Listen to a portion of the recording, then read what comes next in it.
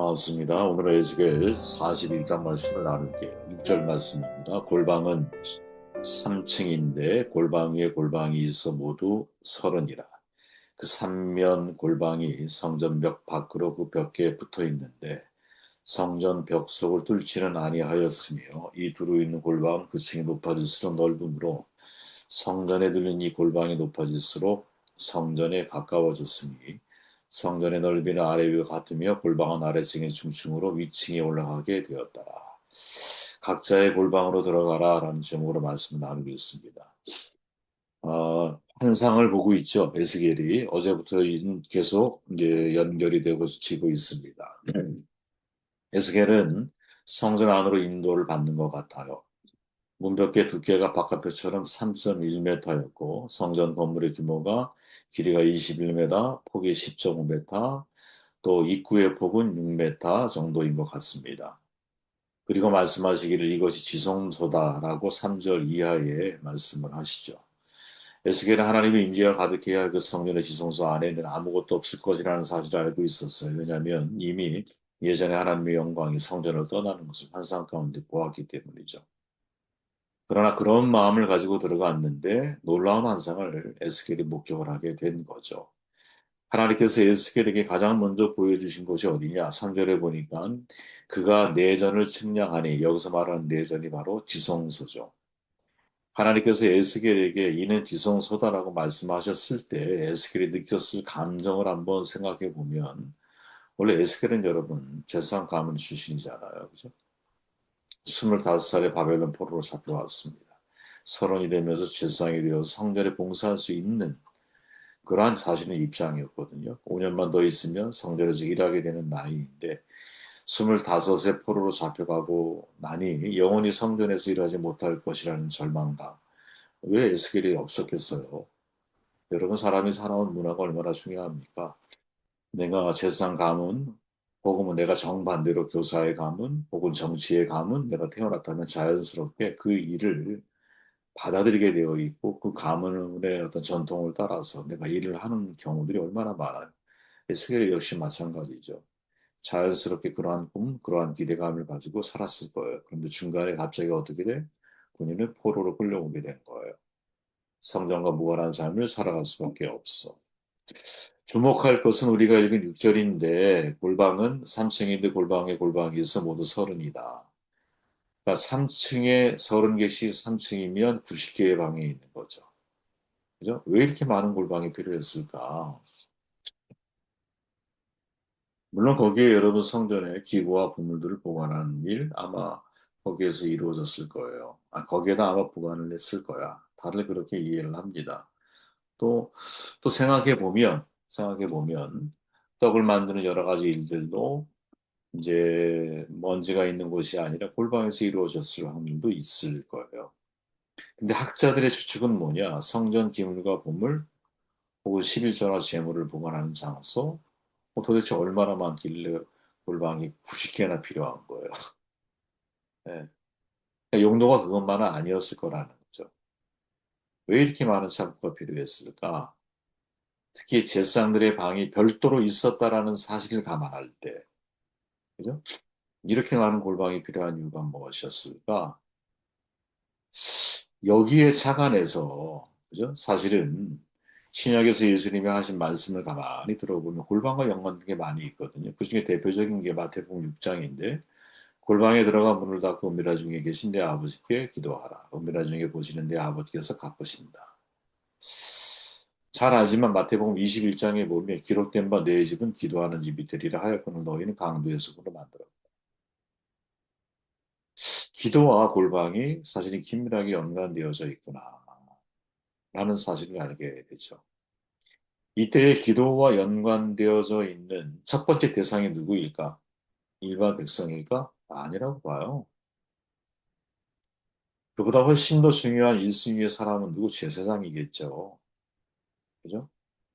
그러니까 그 제사장들을 위한 이 골방과 긴밀하게 연관되어져 있는 예배당 안에 우리로 얘기하면 제사장을 위한 기도의 처소가 있고 제사장은 언제든지 그 골방에 들어가 왜 90개가 있으니까 사실은 하나님을 예배하는 그러한 장치가 중요하게 마련된 것이 아닐까. 우리는 너무나 잘 알아요, 여러분. 골방이라는 말, 우리에게 너무나 익숙하고, 기도는 호흡이다부터 해서, 기도는 하나님의 말씀을 듣는 시간이다. 여러 가지 기도는 나를 포기하고, 하나님의 영으로 충만하게 채워지는 시간이다. 그래서 기도는 나의 옛사람을 벗어버리고 새 사람을 입는 시간. 그죠? 기도를 통해서 하나님의 세미한 음성을 우리가 분별하는 그러한 시간. 뭐 다양한 의미로 우리는 많이 표현을 하죠. 그죠? 분명 틀린 말이 아니라고 봅니다. 골방은 분명 하나님의 말씀을 듣는 장소가 되어야 할 거예요. 그죠? 내 마음의 골방을 만들어가고 있느냐, 나의 가정의 골방이 있느냐, 우리의 예배 소수의 골방이 있느냐. 이 질문을 사실 우리는 진지하게 던져야 될 것이죠. 왜? 지금 에스겔이 보고 있는 환상 가운데서 사실은 각 층마다 30개의 골방을 마련해 놓고, 물론 여러 가지 용도로 사용되어졌을 골방이겠지만, 특별히 누구에게, 제사장들에게, 너희들이 이 골방에 대해서 하나님의 집은 기도하는 집이기 때문에 그 어떤 백성들에게 기도를 요구하기 전에 내가 먼저 그러한 기도의 처소에 나 자신의 무릎을 꿇릴 수 있겠느냐. 라는 중요한 동전을 우리에게 던져주고 있는 거죠. 골방의 의미 자체가 히브리어는 르식하고 헬라어는 타마이오인데 이 둘을 합쳐 놓으면 그죠? 내가 내 안에 있는 모든 것들을 다 비우고 하나님의 말씀을 담아내는 것. 이것이 골방에서 우리가 해야 할 일이라는 거거든요. 그러니까 골방에 들어가 무엇을 채우려고 하기 전에 케노시스 나를 비우고 비운 이후에 하나님의 말씀이 내 안에 채워지는 시간. 이러한 시간을 위해서 우리의 하루의 삶 속에 하루를 얘기한다면 기도하고 남은 시간을 살아간다는 삶의 태도를 가져야 되는 것이지 살아간 이후에 남은 시간을 기도하겠다라고 생각을 하면 이건 실패한 거라는 거죠. 왜 우리가 아침에 눈을 뜨고 하루를 살아가기 전에 왜 이 새벽 모임에 대한 가치를 자꾸 의미를 부여하고 있느냐. 쓰다 남은 시간을 기도하지 말고 기도하고 남은 시간을 소비하며 살아가는 게 우리의 삶의 태도라는 거야. 건강하고 똑같아요. 건강을 지키기 위해서 운동을 하잖아. 그럼 여러분 남은 시간을 운동하려고 하지 말고 운동하고 남은 시간을 살아가려고 하는 이 삶의 이 뭐랄까 주도권이 바뀐 거죠. 종속 관계가 바뀐 거야. 그러면 내가 하나님 중심 신본주의로 인생을 살아간다. 코란데오로 인생을 살아간다라고 하는 말은 하나님이 1순위고 나머지는 남은 시간을 살아가려고 하는 태도여야 한다라는 거죠. 우리가 주일이 왜 중요할까요?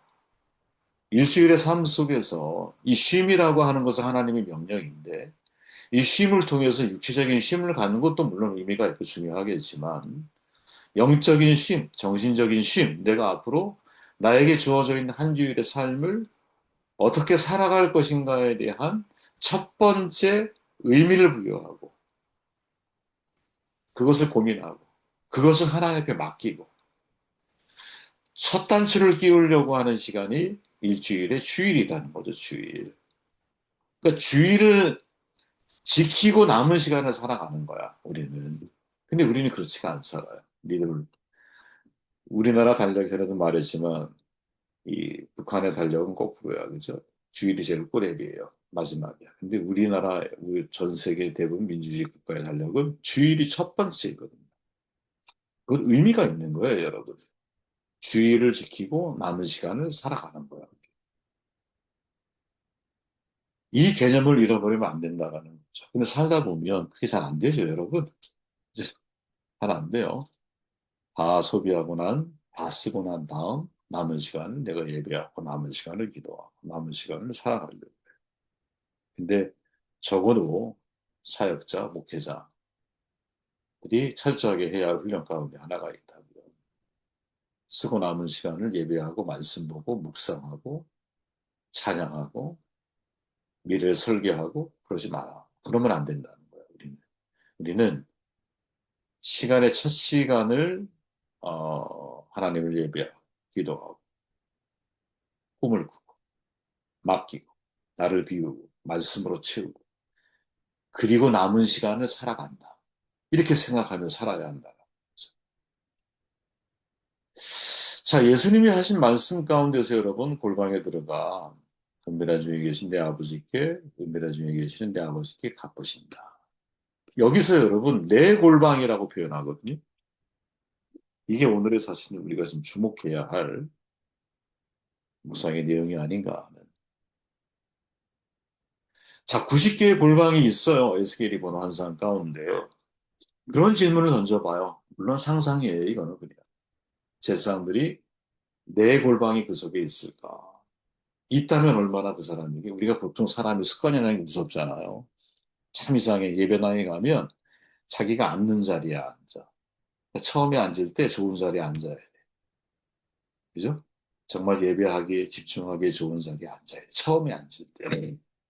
참 이상해, 사람들은. 그냥 자연스럽게 자기가 처음에 앉았던 곳. 그곳이 편한 거예요. 그곳이 자기 자리인 거지. 내 골방이라고 하는 말은 여러분, 우리가 한 번쯤 고민해 봐야 할 말이 아닐까? 다른 사람의 골방이 아니라 내 골방에 들어가. 이거를 좀 확대해서 해석해 보면 이런 의미가 될 수 있겠죠. 다른 이에게 여러분의 기도를 떠맡기지 마십시오. 나는 내가 감당해야 할, 나는 내가 책임져야 할 나의 기도의 분량이 있는 거죠. 우리가 소위 여러분, 믿음 좋은 분들이나 기도하는 분들한테 기도를 부탁을 해요. 틀렸다라는 게 아니야. 하지 말라는 말도 아니에요. 전혀 그런 말이 아니야. 맡기고 나는 그만큼 하고 있는. 여러분, 예수님이 양보하지 않은 게 하나 있죠. 그게 뭐예요? 당신이 감당해야 할 기도의 분량만큼은 제자들에게 맡기지 않아.